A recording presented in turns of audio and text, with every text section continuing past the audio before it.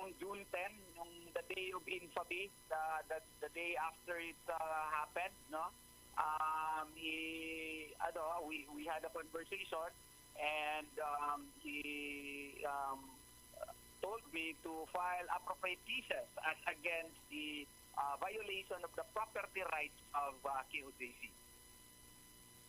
Okay. So direktang may ano pala siya. Meron din talaga siyang direktang hand para sa pagpoprotekta nitong KOJC compound na ito, attorney. Right after June 10, we had that conversation, no? And the answer to that is, being the administrator, he has the obligation also to do what is necessary. And the property rights of KOJC was violated. It was just but rightful on his part to instruct me to file cases against those responsible for the violation.